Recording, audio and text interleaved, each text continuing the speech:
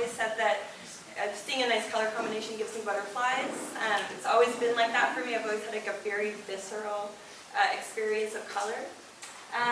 This is some examples of the kind of work that I do. So really graphic, bold, and very, very colorful. I have a very kind of signature color palette. And this is the kind of work I do. So I license out my artwork for all sorts of different kinds of products. You name it, anything goes kind of thing. So that's a little bit of background about what I do. But my relationship to color has really, really transformed since I moved to Lisbon. I've always loved color so much, but coming here, I always thought I'd go to my co-working space in the morning. It was like walking through a 3D color palette. Like just seeing these buildings juxtaposed, like neighbors, completely unplanned. Their colors just kind of jutting up against each other and creating these really magical moments as far as I'm concerned. What I would see when I would look out my window was just pure color. And I'm from Toronto, Canada.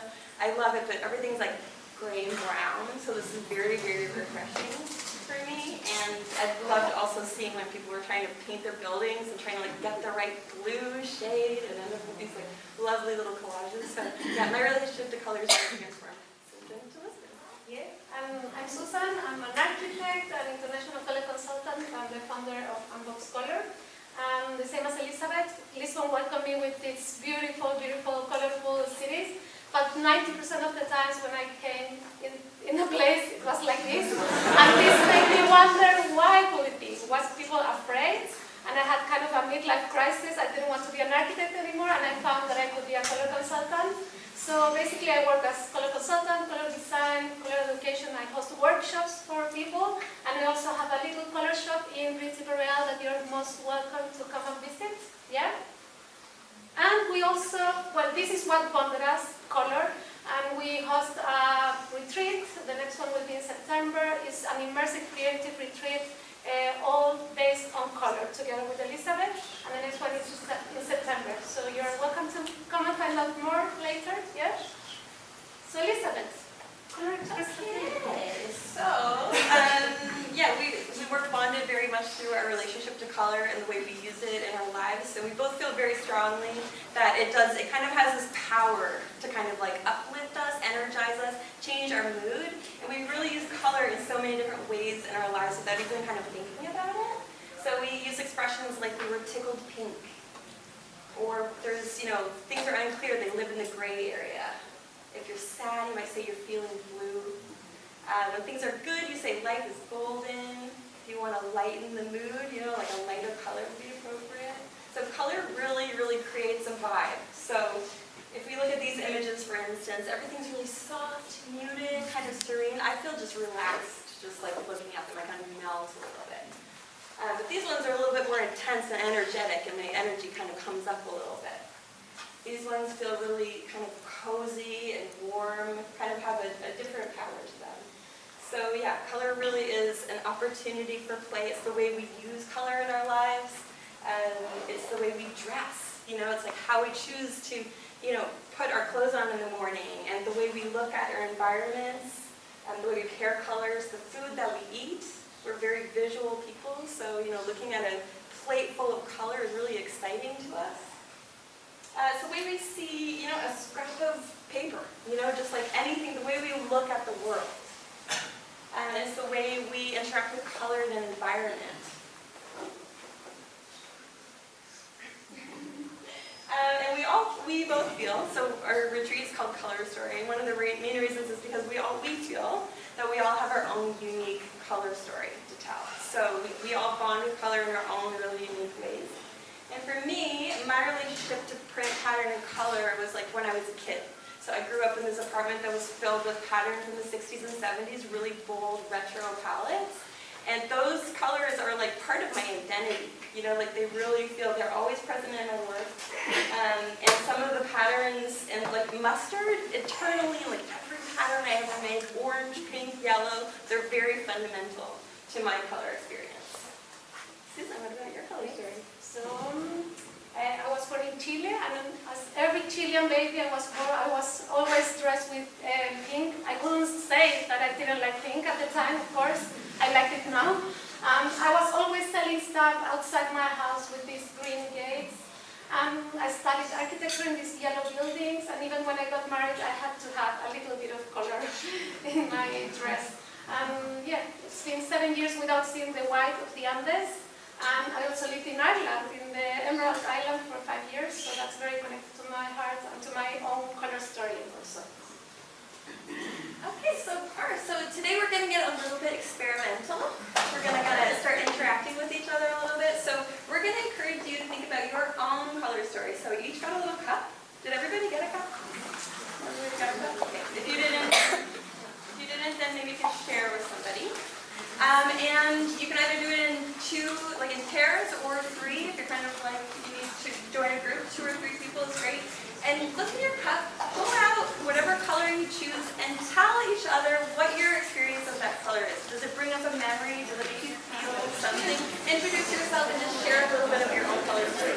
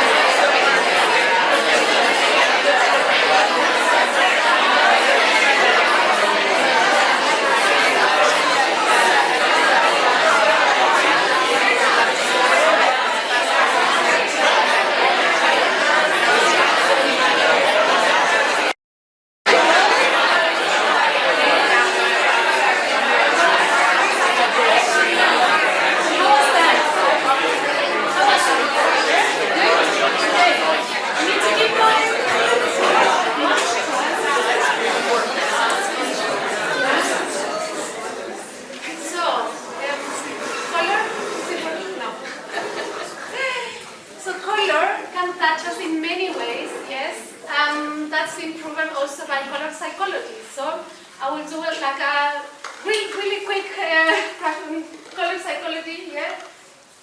Because color can transform our lives, and color expresses different feelings, yeah? So for example, red, it's a color of opposites. It's a color of blood that keeps us alive, but it's also the color of fire that can cause destruction, yes? It's also the color of love and the color of hate, yeah, of anger. And it's a color that literally activates adrenaline, so it moves our body. And it also activates our salivary glands, yes? So it makes us like food and eat quicker too, yeah? Yellow, yes, of course, it's the color of the sun. As the sun lights our lives, so does yellow, yeah? Yellow literally lights up our lives.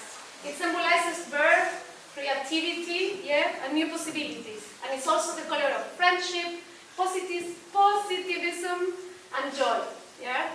Orange, the combination of red and yellow, encourages social interaction and communication, and it's the color of fun, sociability, and playfulness. And it's a very tasty color, of course. And who doesn't love an orange sunset? Everybody, I guess. It's me. Black. Black is the color of death and the unknown. It's a serious, solemn, and powerful color too. Yeah? What about blue? The world's favorite color, yeah, by far. Blue is the color of the sky, yes, of course, and the color of the sea. It's the color of calm and peace, yeah. Blue, the contrary as red, slows our pulse, calms breathing, and lowers blood pressure. Pressure. It also represents melancholy and depression, yeah, and sadness. Purple. Purple is the last color we see in a sunset, yeah, which makes it the color of the unknown, the mystery, magic, and imagination. Was the color of Art Nouveau, yeah, and is associated with royalty, luxury, and power. Brown. Brown is the color of the soil, yeah, and is therefore considered a humble, honest, simple, stable, reliable, and predictable color. Brown comforts and protects. White. White is the beginning and represents purity, clarity, and exactitude. Yeah? It is the color of emptiness and the absence of feelings, actually. It is a silent, peaceful, and passive color. And although it's a neutral color, well, not everybody agrees that it's a color. For me, it's a color. Yeah? It is considered cold because of its association with snow and ice. Yeah? Green. Green, of course, is the color of nature, and as such, it symbolizes life and growth. It's the most relaxing and calming color in the entire spectrum, and we can see more shades of green than any other color. Yeah? And green, of course, represents a whole lifestyle today with green buildings, yeah, and environmental awareness. Gray. Gray is associated with dark feelings, the idea of loneliness and sadness. It's a hostile and friendly color. It is also related to conservative, monotonous conformism and lack of imagination. Pink is a delicate, sensitive, and romantic color, but it can also mean immaturity, yeah? Associated with affection, care, and generosity. This, of course, is the universal symbolism of color. But all this is affected by your own color memories and your own association with colors. So, of course, whatever I said, if it doesn't relate to you, it's because you have your own color story. Yeah.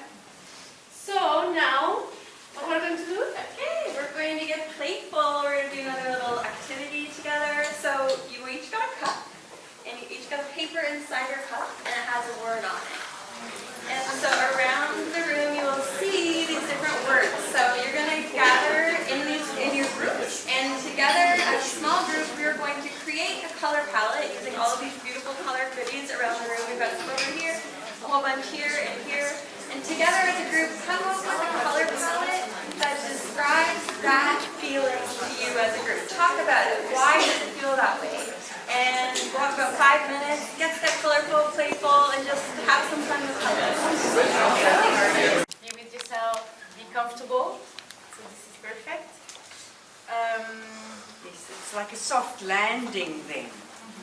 This the texture of the fabric. Then we also got Can you show it? yeah, we also got brown because somehow it's also like I just say in French we say terne. Yeah, and it's the soil. It's grounding. You also want to be calm when you're sad. Yeah, this one for me it's the sadness.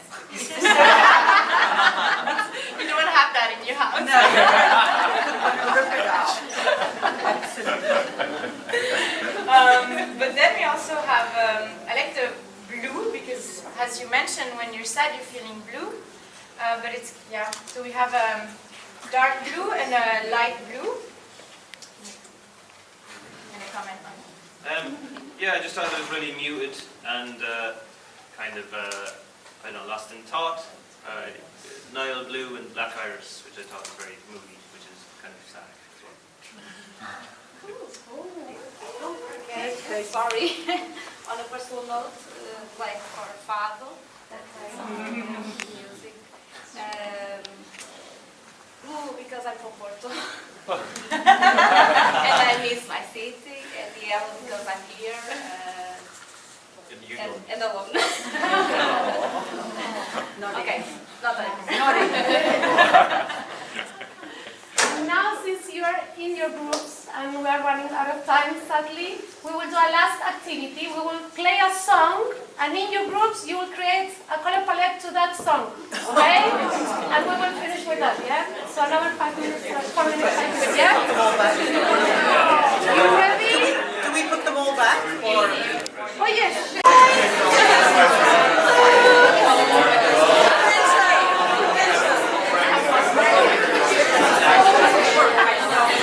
Thank you so much. Thank you so much.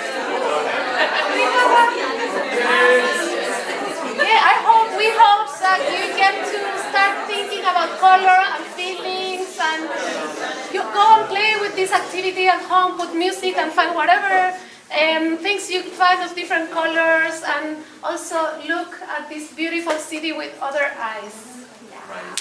And if you have any questions about color story, come talk to us after. Yeah? Thank you.